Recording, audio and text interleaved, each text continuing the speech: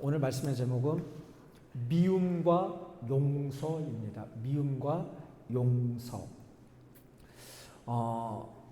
오늘 말씀은 요셉에 대한 말씀이에요. 우리 요셉에 대한 말씀을 너무 많이 아마 들었을 거라고 생각을 합니다. 그 말씀 중에서도 이 창세기 전체를 봐도 저는 45장 말씀을 읽을 때마다 눈물이 정말 글썽글썽하고 눈물이 나는 구절이 바로 오늘 구절입니다. 참 요셉은 대단한 사람이었던 것 같습니다. 어떻게 형들을 용서할 수 있었을까? 그죠? 어떻게 용서할 수 있었을까? 요셉이 몇 살에 팔려갔는지 아시나요? 노예로? 17살이에요. 와, 17살이면 고등학교 1학년이에요. 고등학교 1학년인데 아무것도 모르는 나이에 형들이 시기와 질투와 미움 때문에 요셉을 구덩이에 빠뜨렸고 또 그 구덩이에서 미디안 상인들에게 팔려갔습니다. 은 20에 팔려갔어요. 은 20에 17살짜리 청년이 팔려갔는데 노예 생활을 했어요. 노예 생활. 그뿐인가요? 보디발 장군의 집에서는 그 보디발 장군의 아내한테 모함을 받아서 또 어디를 갔죠? 감옥에 들어갔어요. 감옥에. 와, 저는 그 17살짜리가 어쨌든 그 젊은 청년이 감옥에 들어가 있으면 아마 인생이 끝난 것 같은 절망에 빠지지 않았을까 이렇게 생각을 합니다. 우리의 17살의 젊은 나이에는 어떻습니까? 우리는 그 나이에 부모님과 다 같이 있었을 거라고 생각을 합니다. 그런데 요셉은 부모님이 계셨는데도 불구하고 고아가 되고 고아처럼 살아가는 정도가 아니라 노예가 되어서 죄수가 되어서 젊은 시간 얼마나 많은 시간을요? 13년이라는 시간을 지금 13년이라는 시간을 엄청난 고난 가운데 살았습니다. 그리고 그 13년이라는 고난을 지나서 무엇이 됐죠? 총리가 되었어요. 총리가 왕 다음에 가장 높은 벼슬을 이 요셉이 받았습니다. 왕 다음에. 실질적인 정치나 이런 모든 것은 요셉이 다 했습니다. 몇 살이에요? 30살에. 여기 30살 안 되신 분도 계시지만 30살 대체적으로 넘으셨죠? 참 젊은 나이에 이집트, 애굽 온 땅을 다스리는 사람이 요셉이 되었습니다. 이제 그 정도 힘이 있으면 이제는 마음속에 생길 것 같아요. 나를 여기에 팔아먹은 형들 이제 내가 가만두지 않을 거야. 복수할 거야. 그죠? 복수할 거야. 너희들 10명 내가 가만 내버려두나 보자. 내가 너희들 복수한다. 쫓아가서 내가 가나안 땅까지 쫓아가서 복수한다. 그런 마음을 가질 텐데 쫓아가지 않아도 됐어요. 다 애굽 땅으로 다 왔어요. 이집트 땅으로. 왜냐하면 가나안 땅은 흉년이 들어서 가서 그쪽에서 곡식을 주지 않으면 굶어 죽을 그런 상황이었습니다. 그런데 지금 형들을 만났습니다. 형들을 만났을 때 요셉이 그 형들을 만나고 난 다음에 그 형들한테 책망하기보다는 혼자 우는 모습이 저는 마음이 얼마나 찡한지 몰라요. 우리 2절 말씀 우리 한 목소리로 합독하시겠습니다. 시작. 한참 동안 울었다. 그 울음소리가 어찌나 크던지 밖으로 물러난 이집트 사람들에게도 들리고 바로의 궁에도 들렸다. 아멘. 참 13년이라는 어려운 시간을 보내고 이제는 그 원수 같은 형들을 만났는데 이 요셉의 눈물은 어떤 눈물이었을까요? 이 요셉이 흘리고 있는 눈물은 어떤 눈물이었을까요? 참 이 눈물은 위대한 용서의 눈물입니다. 위대한 용서의 눈물이에요.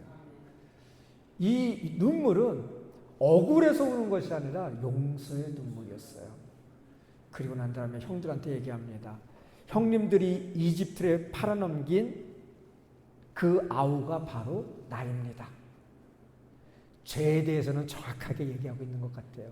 요셉은 정말 똑똑한 것 같습니다. 형님들 죄를 단번에 딱 얘기해요. 형들이 다 이집트에 팔아먹은 아우 요셉입니다라고 4절에서 정확하게 얘기합니다. 그리고 난 다음에 5절에서 얘기하고 있어요. 그러나 이제는 걱정하지 마십시오. 그러나 이제는 걱정하지 마십시오. 참 요셉의 모습 속에서 우리는 무엇을 느끼나요? 이 세상을 살아가다 보면 우리도 상처받을 때가 얼마나 많은지 모릅니다. 상처를 안 받아보신 분 계신가요? 또 가장 가까운 사람한테 상처를 받아요. 상처도 먼 사람들은 상처도 안 줘요. 근데 항상 가까운 사람들한테 상처를 받습니다. 상처를 받으면 첫 번째 생기는 것이 미움이에요. 나를 상처 준 사람한테 미움이 엄청나게 큽니다. 근데 미움은 미움에서 끝나지 않아요. 미움이 있으면 어느 순간 미움이 자라서 마음속에 분노가 생겨요. 그죠? 미워하시는 분들 많죠? 그래도 별로 없으신 것 같은데. 미안해. 미움이 있으면 미움에서 끝나면 되는데 마음속에 분노가 생깁니다. 그럼 이 분노가 생기면 내 인생을 완전히 지옥으로 만들어버려요. 이 분노가. 미워하는 사람들 많잖아요. 가까운 사람도 미워할 수 있고 또 나를 정말로 힘들게 했던 사람이 미워질 수도 있고 이름만 들어도 저 이름은 기억하고 싶지 않아. 그런 이름도 있습니다. 요즘 또 얼마나 미움이 많아요. 그죠? 우리 서로 미워하지 않기를 소망합니다. 아멘. 우리나라 사람들 전부 하나가 될 수 있기를 소망합니다. 왜 그렇게 미워하는지 모르겠어요. 왜 그렇게 미워하는지 모르겠어요. 그 미움을 내려놓을 수 있기를 소망합니다. 아멘. 오늘 요셉 속에서 보면 그 미움을 어떻게 관리하는지 어떻게 승화시키는지 우리는 그것을 배울 수 있기를 소망합니다. 우리는 미워할 수 있어요. 근데 우리가 상처받고 그러면 사실 잘 잊혀지진 않아요. 그죠? 잊혀지지가 않아요. 잊혀지면 좋은데. 그래서 어떻게 보면 알게 모르게 받은 상처가 평생을 갈 때가 얼마나 많은지 모릅니다. 그래서 그것 때문에 그 미움 때문에 내 인생을 얼마나 지옥처럼 살아가는지 모릅니다. 그런데 오늘 말씀을 통해서 우리는 어떻게 이 미움을 해결하는지 어떻게 이것을 잊고 살아가야 될지 우리 한번 같이 말씀을 통해서 나눴으면 좋겠습니다. 7절 말씀 우리 한 목소리를 합독하시겠습니다. 시작. 하나님이 나를 형님들보다 앞서서 보내신 것은 하나님이 크나큰 구원을 베푸셔서 형님들의 목숨을 지켜주시려는 것이고 또 형님들의 자손을 이 세상에 살아남게 하시려는 것입니다. 아멘. 형들이 요셉을 이집트로 보냈습니다. 그런데 요셉은 형들이 보낸 것을 얘기하지 않고 누가 보냈다고요? 하나님이 나를 먼저 보내셨다고 얘기하고 있어요. 하나님이 나를 보내셨어요. 이 악도 선으로 바꾸시는 분이 하나님이세요. 형들이 동생을 팔아먹은 것은 악한 일이에요. 그죠? 그런데 하나님은 그것을 통해서도 이 형들을 살려주시는 그러한 일을 감당하십니다. 참 우리 하나님은 대단하신 것 같아요. 인간적인 생각으로 봤을 때 얼마나 못된 짓이에요. 그렇죠? 형들이 동생을 팔아먹는 이 일이 가능한가요? 있을 수 없는 일인데 하나님께서는 그 팔아먹는 형제들도 사랑하셔서 아시죠? 사랑하셔서 그들을 구원하기 위해서 먼저 요셉을 이집트로 보냅니다. 우리는 우리 가운데 있는 미움과 상처가 있을 때 우리는 조금 시선을 하나님께로 돌릴 수 있기를 소망합니다. 아멘. 지금 요셉은 형들한테 시선을 돌리지 않았어요. 또 보디발의 아내에게 돌리지 않았고 또 자신의 꿈에서 그려졌던 술 맡은 관원장이나 이들에게 시선을 돌리지 않았어요. 어디에 시선을 돌렸다고요? 하나님께 시선을 돌렸어요. 하나님께 시선을 돌렸습니다. 하나님께 시선을 돌렸더니 용서하는 마음이 생겼다는 것입니다. 하나님께 시선을 돌릴 때 우리 용서 잘 되지 않습니다. 용서는 감정이 아니에요. 용서는 우리 감정으로 용서하는 것 절대로 용서는 감정이 아닙니다. 용서는 용서하기로 선택하는 거예요. 용서하기로 마음을 먹는 겁니다. 용서는 내가 그 사람의 내가 어떻게 용서를 해요? 용서를 할 수가 없어요. 용서하기를 선택을 하고 내 시선을 하나님을 바라보면서 그 심판을 누구한테 맡기는 거라고요? 하나님께 맡기는 거예요. 내가 그 사람을 심판하는 것이 아니라 이제는 하나님께서 그 사람을 심판하시는 거예요. 그래서 우리는 특별히 심판자의 자리에 있는 것이 아니라 심판하시는 분은 하나님이십니다. 그래서 참 용서가 잘 되지 않아요. 잊혀지지가 않아요. 상처받은 것은 정말로 잊혀지지가 않아요. 우리가 받은 그 모욕감과 죄의 크기가 작다고 얘기하는 것이 아니에요. 그것은 엄청나게 큽니다. 그런데 그것을 바라보지 않기를 소망합니다. 아멘. 내가 받은 아픔과 상처를 바라보지 않기를 소망합니다. 그것보다 그 위에 계신 하나님을 바라볼 수 있기를 소망합니다. 아멘. 그 위에 계신 하나님을 바라보면 하나님께서 모든 것을 책임져 주십니다. 그래서 우리는 특별히 기도할 수 있기를 소망합니다. 어떻게 기도해야 될까요? 하나님, 저 사람을 용서해 주세요. 이렇게 기도한다고 용서가 되나요? 용서가 되지 않아요. 그렇게 된다고 그 사람이 용서가 되는 것이 아니라 우리는 특별히 우리 안에 성령이 충만해야 합니다. 아멘. 내가 지금 내 마음속에 용서하는 마음이 없으면 사실은 그 사람 용서해도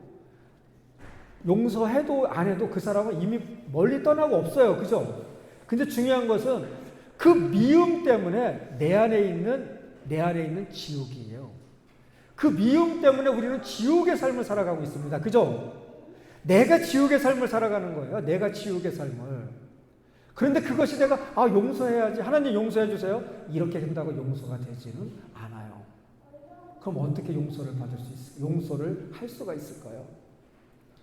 우리 안에 거룩한 영이신 성령이 함께 하시면 그분을 용서할 수 있어요. 그 사람을 용서할 수 있어요. 성령 하나님이 함께 하시지 않는 이상은 절대로 용서할 수가 없습니다. 내 안에 용서하는 사람이 용서할 수 없는 마음이 있다 그러면 안타깝지만 나는 성령이 충만한 사람이 아니에요. 내 안에 그 사람의 죄를 용서할 수 있는 마음이 없다 그러면 나는 무엇이 충만하지 않다고요? 내 마음속에 정말로 성령이 충만하지 않은 것입니다.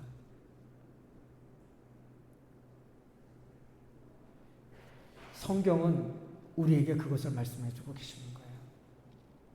성령 충만한 것은 우리가 방언을 하고 은사가 나타나고 기적이 나타나고 이런 것은 아주 초보적인 수준의 성령 충만이에요.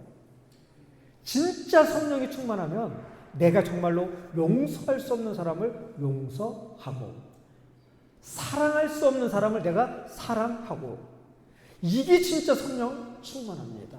이게 진짜 성령 충만함이에요. 내가 사랑할 수 없는 사람을 사랑하고 용서할 수 없는 사람을 용서하고 우리 여기 계신 분들이 이것을 통해서 성령 충만함이 임할 수 있기를 소망합니다. 아멘. 지금 요셉은 잘 보시면 모든 미움과 상처를 하나님의 섭리로 이해하고 있습니다. 하나님의 섭리로 이해하고 있어요.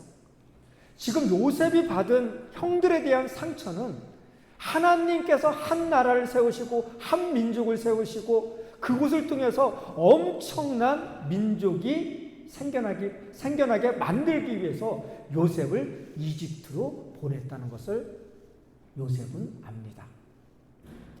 그래서 형들을 용서할 수 있는 것입니다. 과거에 얽매여 있지 않아요. 요셉은 과거에 얽매여 있지 않습니다.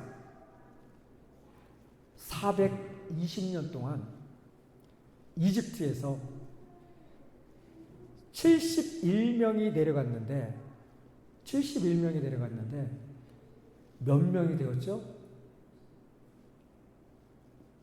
250만 명이 되었어요. 250만 명. 엄청난 거 아닌가요? 장정만 60만 명이었었고, 그렇게 따지면 그러니까 장정만 60만 명이기 때문에 어린이, 여자, 연세 드신 분들 다 따지면 250만 명이라고 얘기하고 있어요. 그런데 계산을 참 많이 해요. 계산을 해보면 420년 동안 어떻게 250만이 될까?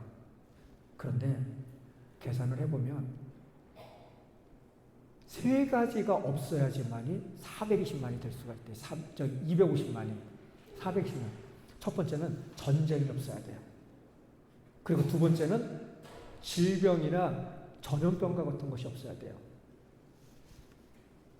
전염병. 세 번째는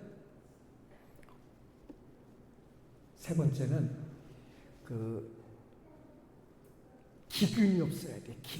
기근이 뭐냐면 가뭄이나 홍수나 이런 것 때문에 흉년이 들어서 먹을 것이 없으면 사실은 불가능하다고 얘기를 해요.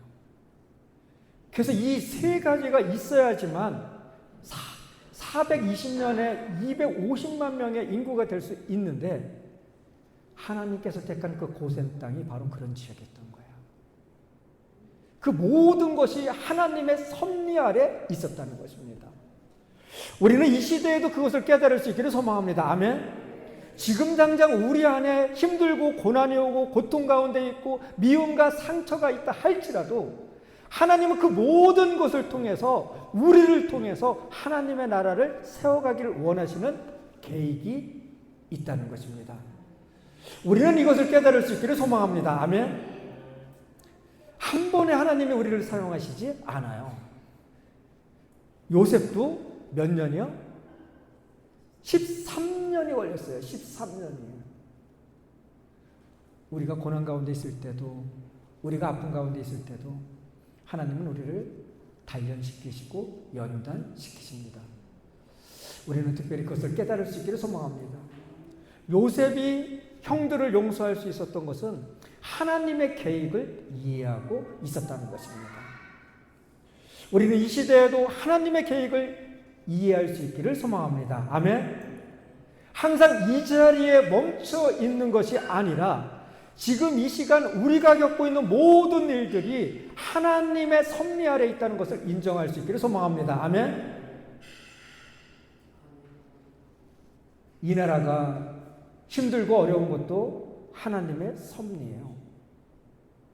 이 나라가 이만큼 경제적 성장을 이룬 것도 하나님의 섭리예요. 앞으로 하나님께서 우리나라를 통해서 더 크게 쓰시기 위해서는 더 큰 고난과 고통이 있을 수도 있습니다. 아멘? 우리는 이것을 인정해야 돼요. 우리는 이것을 인정해야 합니다.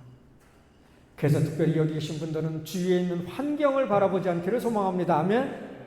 주위에 있는 환경 때문에 내 자신을 절망 가운데로 몰아넣지 않기를 소망합니다.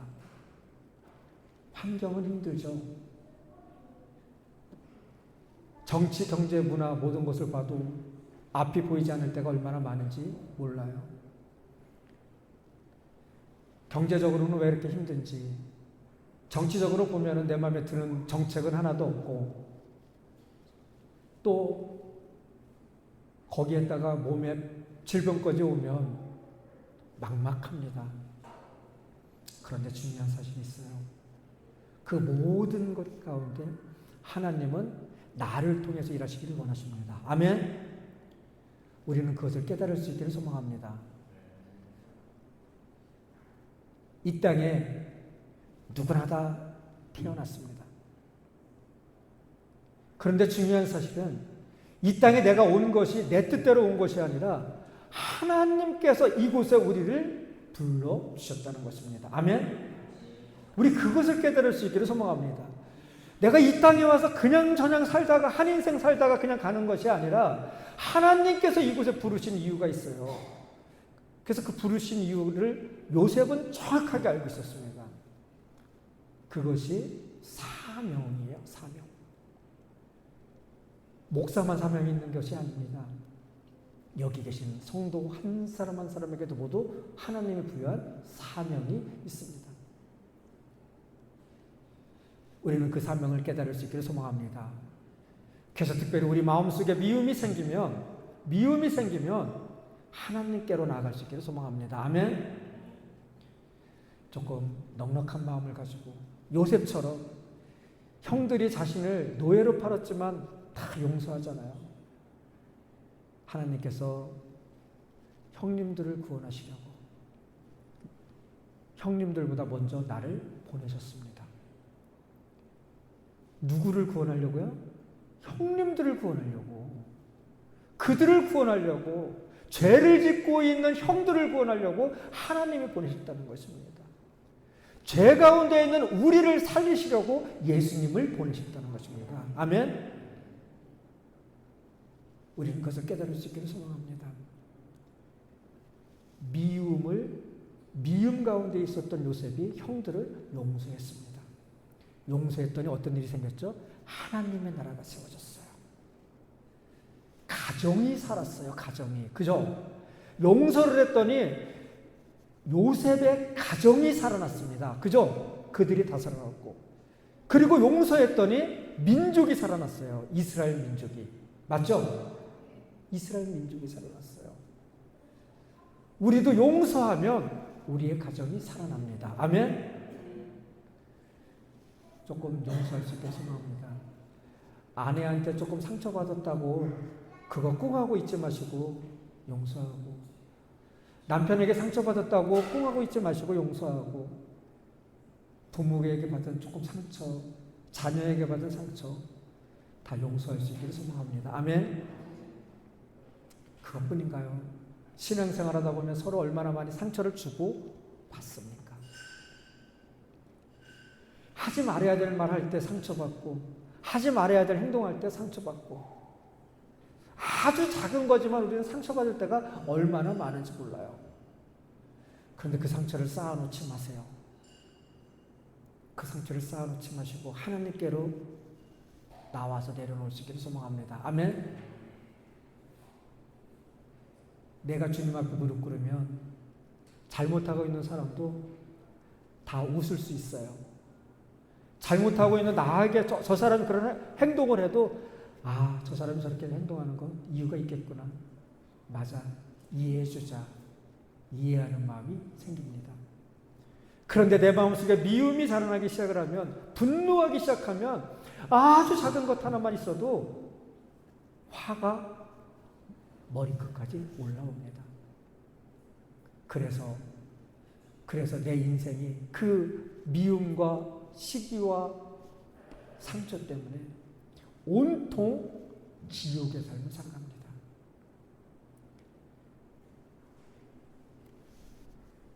내 스스로 지옥의 삶을 살아가는 것입니다. 누군가를 용서하는 것은 내가 그 사람을 용서하는 것이 아니라, 좀 전에 말씀드렸죠. 그 사람을 심판하는 것을 하나님께 넘겨드리는 거라고. 누군가를 용서하는 것을, 심판하는 것을 누군가에게 넘겨주는 것입니다. 그런데 중요한 사실은 내가 용서하면 그 사람, 나를 힘들게 한 그 사람 때문에 용서하는 것이 아니라 사실은 나 때문에 용서하는 거예요. 나 때문에. 그래야 내가 자유로울 수가 있어요. 그래야 내가 자유로울 수가 있습니다. 내가 자유롭지 못한 삶을 살아가는 사람들은 용서하지 못했기 때문에요. 왜 다른 사람 때문에 자유를 빼앗깁니까? 온전한 용서를 통해서 자유함을 얻을 수 있는 우리 모두가 다 될 수 있기를 소망합니다. 요셉은 잘 모았을 것 같아요. 자기를 죽이려 했던 형들을 용서하고, 그리고 그 형들을 위해서 고센 땅에서 모든 것을 책임져 줍니다. 그런데 중요한 것은 요셉만 13년 동안 하나님의 사람으로 교육을 받았던 것이 아니라 형들도 똑같이 13년 동안 요셉을 만날 때까지 얼마나 힘들었을까요? 자기 동생을 갖다가 그 못된 짓을 하고 형들이 얼마나 힘들었을까요? 그래서 요셉이 마지막에 베냐민 짐 속에다가 은잔을 넣어놓고 은잔을 넣어놓은 베냐민을 도둑 취급해서 베냐민만 놓고 너희들은 다 아버지께로 올라가라, 가나안 땅으로 올라가라 얘기했을 때 누가 나오죠? 유다가 나와요. 형제 중에서 유다가 딱 나와서 유다가 얘기해요. 그러지 마옵소서. 내 동생 대신 내가 여기 있겠습니다. 내 동생이 가지 아니하면 우리 아버지가 죽습니다. 우리 아버지와 동생은 하나입니다. 그렇기 때문에 어떤 경우에도 나를 붙잡아 두시고 내 동생은 보내주세요. 아마 옛날 같았으면 그렇게 얘기하지 않았을 거예요. 좋습니다. 내 동생 그냥 붙잡아 주세요. 우리끼리 올라가겠습니다. 이렇게 얘기했을 텐데 이미 형제들도 그렇게 변화된 것을 볼 수 있습니다. 하나님은 선한 사람만 쓰는 것이 아니라 악한 사람도 쓰시고 악도 이용해서 선으로 만들어 가시는 분이 하나님이십니다. 우리는 그것을 깨달을 수 있기를 소망합니다. 하나님은 믿지 않는 자들을 통해서 하나님의 나라를 세워 가십니다. 아멘? 아시죠? 바사왕 고레스. 하나님을 알지 못하는 페르시아 왕을 통해서 예루살렘 성전이 건축이 됩니다. 우리는 이것을 깨달을 수 있기를 소망합니다. 아멘? 어차피 한 번 이 땅에 왔습니다. 누구나 다 이 땅에 와서 있지만 우리는 특별히 선택된 하나님의 백성이에요. 특별히 선택된.